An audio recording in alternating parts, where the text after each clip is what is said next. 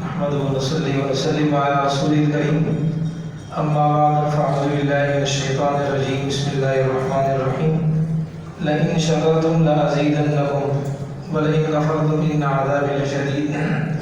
اللہ کی نعمتوں کی جتنی بھی انسان قدردانی کرتا ہے اللہ مزید آگے بڑھاتے ہیں۔ یہ اللہ کا بڑا کرم ہوا، اللہ کا بڑا احسان ہوا کہ ماشاءاللہ آپ کی مسجد میں ہر کچھ عرصے بعد کچھ نہ کچھ سننے کو بات ملتی ہے۔ کبھی سیرت کا کورس ہو رہا ہے الحمدللہ، کبھی قرآن پاک کا درس اختتام پذیر ہوتا ہے، کبھی مشکات شریف کی کتاب وہ تحقیق کو پہنچتی ہے، تو یہ اللہ کا بڑا احسان ہے اور یہ میری خوش قسمتی ہے۔ یہ بغیر کسی اس کے رسمی الفاظ کے بڑی خوش قسمتی ہے کہ اللہ نے مجھے آپ کے پاس اس مجلس میں آنے کی اللہ نے توفیق عطا فرمائی، اور یہ آپ کی ہماری خوش قسمتی کہ اللہ نے ہمیں ایسے امام صاحب، ایسے مفتی صاحب، ایسے علماء عطا فرمائے ہیں کہ جو قسم و کرسی کے عالم کے اندر اس ضروریات کو آگے پیچھے کر کے ہمیں آپ کو حدیثیں بتاتے ہیں۔ اور آپ بھی بڑے خوش قسمت ہیں کہ آپ گھر سے چل کر حدیث سننے کے لیے آتے ہیں، تو آپ کے لیے بھی بڑی فضیلت ہے۔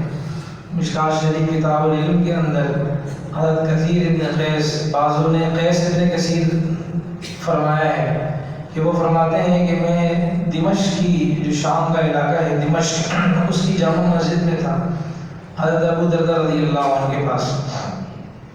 تو ایک آدمی آیا ابو دردہ رضی اللہ عنہ کے پاس اور آ کر انہوں نے کہا کہ اس کا مفہوم یہ جئت الیک من مدینہ الرسول لحدیث، کہ میں آپ کے پاس ایک حدیث کے لیے آیا ہوں اور وہ بھی مدینہ پاک سے آیا ہوں۔ بلغنی انک تحدث، مجھے یہ بات پتہ چلی کہ آپ اس حدیث کو بیان کرتے ہیں۔ ما جئت الیک لحاجہ، آپ کے پاس میری دنیا کی کوئی غرض نہیں ہے، صرف اللہ کے لیے اس ایک حدیث سننے کے لیے۔ کہاں سے بھائی؟ مدینہ پاک سے میں آپ کے پاس چل کر آیا ہوں، لہذا مجھے آپ کو حدیث بیان کر دیں۔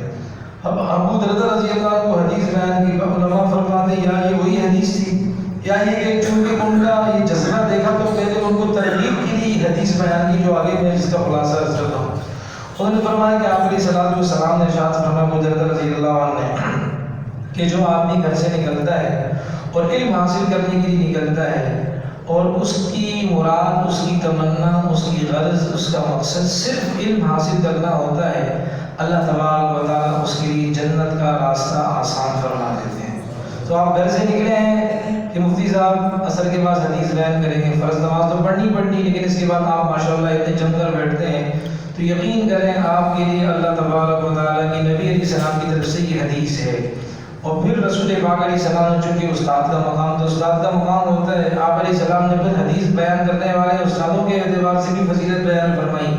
وَإِنَّ الْعَالِمَ يَسْتَغْفِرُ لَهُ مَنْ فِي السَّمَاوَاتِ وَالْأَرْضِ، کہ زمین و آسمان کی مخلوقات یعنی بری مخلوق اور اسی طرح فضائی مخلوق، اور آگے آپ علیہ السلام نے فرمایا ہے کہ وہ بحری مخلوق، یہ ساری کی ساری عالم کے لیے جو مخلوقات ہیں جو ان جگہوں میں رہتی ہیں استغفار کرتی ہیں، اور عالم کی فضیلت عابد پر، وَإِنَّ فَضْلَ الْعَالِمِ عَلَى الْعَابِدِ كَفَضْلِ الْقَمَرِ لَيْلَةَ الْبَدْرِ عَلَى سَائِرِ الْكَوَاكِبِ، کہ 14ویں رات کا چاند جس طرح اس کی فضیلت ہوتی ہے کہ پورے آب و تاب کے ساتھ 14ویں رات کو وہ چمک رہا ہوتا ہے، سارے ستاروں کے سامنے اس کی ایک اہمیت ہوتی ہے، اس طرح عالم کی فضیلت ہوتی ہے۔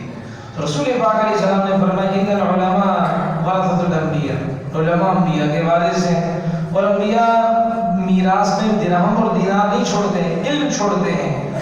تو ظاہر بات ہے جب نبی کہ وہ علماء جو ہے نا وہ نائب ہیں، وارث ہیں، تو جو نبی میراث میں چھوڑیں گے تو وہ علماء اس کو حاصل کرتے ہیں۔ اس لیے علماء اپنی جگہ بہت بڑا تبلیغ کا کام کر رہے ہیں۔ ظاہر بات ہے ورنہ نبی کی حدیث غلط ہو رہی ہے، اور ظاہر بات ہے نبی کی حدیث غلط ہو ہی نہیں سکتی ہے۔ نبی علیہ السلام نے فرمایا علماء انبیاء کے وارث ہیں، تو بھائی یہ اللہ نے آپ کو بہت بہت آپ پر کرم فرمایا ہے۔ ایک گزارش آپ بھائیوں سے یہ ہے کہ آپ جو حدیث یہاں سنیں تو بھائی اپنے گھر کی خواتین کو بھی بتائیں کہ بھائی آج مفتی صاحب نے یہ حدیث بیان کی ہے، آج نبی علیہ السلام نے یہ قول بیان کی ہے، کیونکہ مردوں کے مقابلے میں عورتوں میں یہ لینے کا، قبول کرنے کا مادہ زیادہ ہوتا ہے۔ چاہے تو ان کو ہو جوانوں والے میں لے جاؤ تو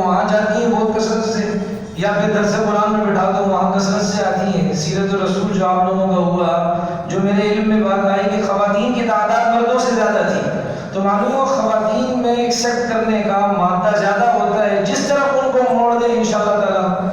تو یہ ایک بات ہم اپنے گھر کی خواتین کو بتائیں، اور خواتین جب گھر میں لگ جاتی ہیں تو آپ کا ہمارا گھر جنت نما منظر پیش کرے گا. بس میں ایک واقعہ عرض کر کے بات ختم کروں گا کہ وہ خاتون کے اعتبار سے کہ عبداللہ ابن مبارک رحمۃ اللہ علیہ کا آپ نے نام سنا ہوگا. عبداللہ بن مبارک رحمۃ اللہ علیہ فرماتے ہیں کہ حج کا زمانہ تھا، حج ہو گیا، میں جا رہا تھا تو راستے میں دیکھا خاتون تھی، بڑی اماں، بڑی عمر کی تھی، سن رسیدہ. تو میں نے دیکھا کہ خاتون اکیلی ہے، بڑی عمر کی اماں جان ہے. تو خاتون نے مجھ سے کہا کہ من یضلل اللہ فلا ہادی لہ. اس کا مطلب تو یہ ہے کہ جس کو اللہ گمراہ کر دے کوئی اس کو ہدایت نہیں دے سکتا. مطلب یہ ہے کہ میں راستہ گم ہو گیا ہے، مجھے کوئی دکھانے والا نہیں ہے راستہ. انہوں نے سلام کیا خاتون کا، السلام علیکم. انہوں نے کہا سلام قولا من رب الرحیم، قرآن کی آیت پڑھی. پھر خاتون سے کہا اماں جان آپ کتنے دن سے یہاں ہیں؟ کہا ثلاث ایام سویہ، 3 دن ہو گئے میں ادھر ہی ہوں. پھر اماں جان نے سبحان الذی اسری بعبدہ لیلا من المسجد الحرام الی المسجد الاقصی یہ پڑھی. اس کا مطلب وہ سمجھ گئے کہ حج کا سیزن ہے، حج ہو گیا ہے، یہ مکہ سے آئی ہے، ان کو ملک شام جانا ہے، لیکن کوئی ساتھ میں ہے نہیں رہنما. اب عبداللہ بن مبارک رحمۃ اللہ علیہ نے اماں جان سے کہا اماں جان آپ کے پاس کھانا پینا وغیرہ اس کا کیا کرتی ہیں؟ کہا والذی هو یطعمنی ویسقین، اللہ کی ذات مجھے کھلاتی ہے، اللہ کی ذات مجھے پلاتی ہے. انہوں نے کہا بھائی یہ تو پانی بھی نہیں ہوگا جو اس کی کہہ رہی ہے کہ میرے پاس کچھ بھی نہیں ہے. تو اماں جان جب پانی نہیں ہوتا آپ کے پاس، نماز کا وقت آتا ہے، وضو کیا کرتی ہیں؟ کہا فَإِن لَمْ تَجِدُوا مَاءً فَتَيَمَّمُوا صَعِيدًا، پانی نہیں ہے تو پاک مٹی سے تیمم کر کے اپنی فرض نماز کی ادائیگی کی ترتیب بنائیں. اب انہوں نے اماں جان سے کہا کہ اماں جان آپ کے قبیلہ جو ہے نا اس کا نام بتا دیں. تو کہا لا تقف ما لیس لک بہ علم، بیٹا جس کا پتہ نہ ہو تو اس کے بارے میں سوال مت کرو. کہا اماں جان غلطی ہو گئی. کہا لا تثریب علیکم اليوم، چلو معاف کیا، آئندہ نہیں کرنا.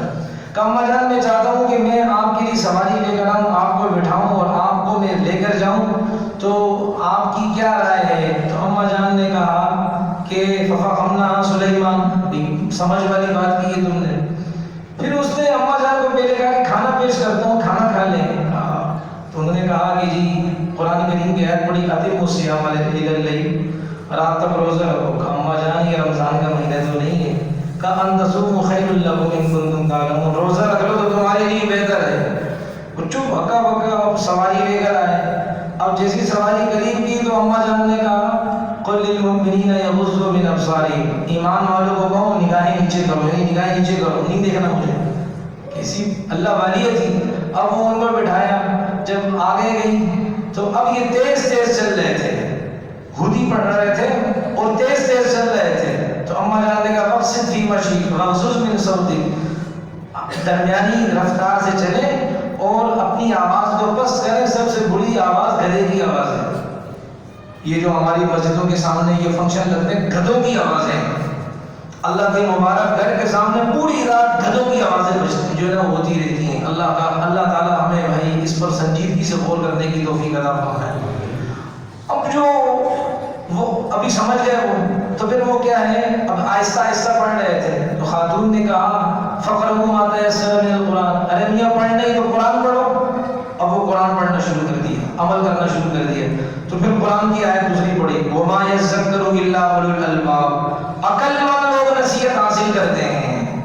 اب آگے جا رہے تھے تو اس نے عبداللہ بن مبارک رحمۃ اللہ علیہ نے اماں جان سے پوچھا اماں اولاد ہے؟ کہا المال والبنون زینۃ الحیات الدنیا، اولاد تو دنیا کی زینت ہے. اماں کیا کام کرتے ہیں؟ وعلامات وبالنجم هم یہتدون، قافلے والوں کو کی رہنمائی کرتے ہیں، ستاروں کے ذریعے سے راستے کی سمت ان کو بتاتے ہیں.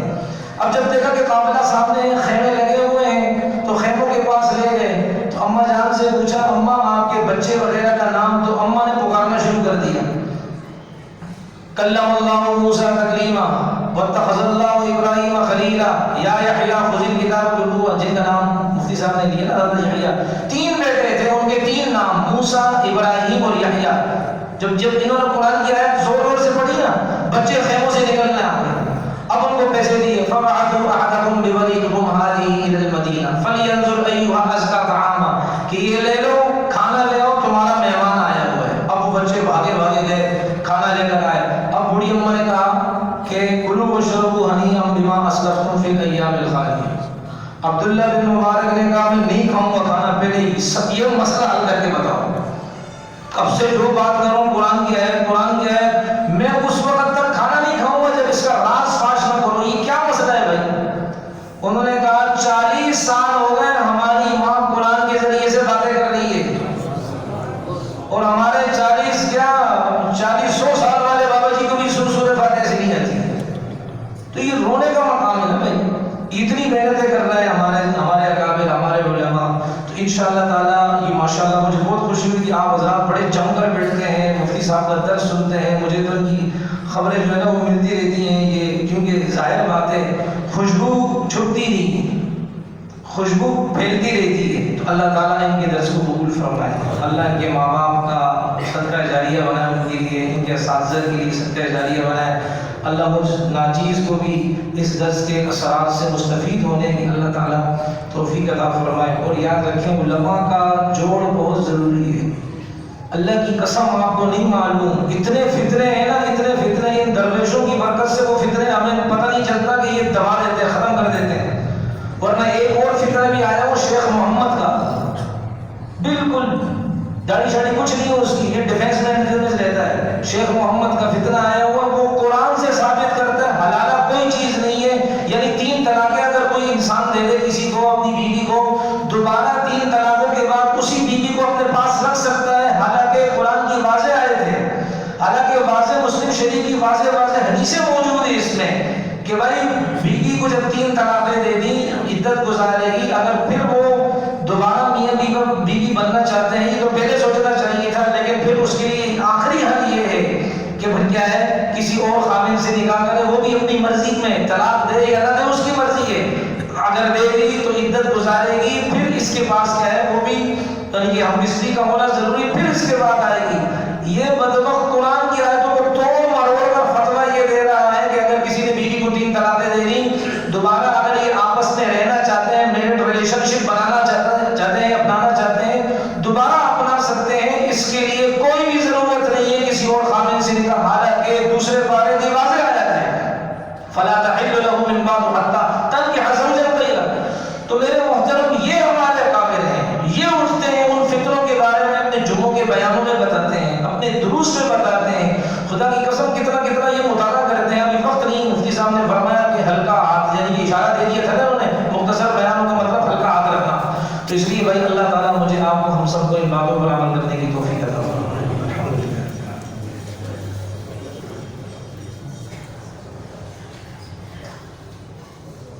اللہ ہمارے مفتی صاحب کی محنت و کاوشوں کو قبول فرما, اللہ ان کی عمر میں برکت عطا فرما, اللہ ان کی تقوی طہارت میں, ایمان میں, علوم میں برکت عطا فرما. اللہ جو سننے والے ہیں یہ بھی کمال کے ہیں, اللہ ان کے سننے کو قبول فرما, اللہ ان کی نسلوں کی ہدایت کا ذریعہ بنا, اللہ ان کے گھر کی مستورات کو انسانیت کی ہدایت کا ذریعہ بنا. اللہ پورے علاقے, پورے صوبے, پورے ملک, پوری دنیا کے انقلاب کا ان کو ہم سب کو مستمر ذریعہ بنا. کراچی کا اجتماع بھی آ رہا ہے, اللہ تعالیٰ اس کے لیے ساری آسان کی تدبیرات ہیں. یا اللہ آسانیوں کا معاملہ فرما, اللہ پنڈال کی ہر قسم کی حفاظت فرما, جو خدمتیں کر رہے ہیں ان کی مدد و نصرت فرما, جو دین کی جس لائن کے اندر ہے یا اللہ جس لائن کے اندر ہے اللہ سب کی مدد, سب کی نصرت فرما. سب ہمارے سروں کے تاج ہیں, ہمارے محسنین ہیں, ہماری نسلیں ان کی مخلوص ہیں, انہوں نے خوب دین کا کام کیا. اللہ ہمیں ان علماء کی قدر دانی کی توفیق عطا فرما. صلی اللہ تعالی علی خیر محمد و علی آلہ و صحبہ و امتی اجمعین برحمتک.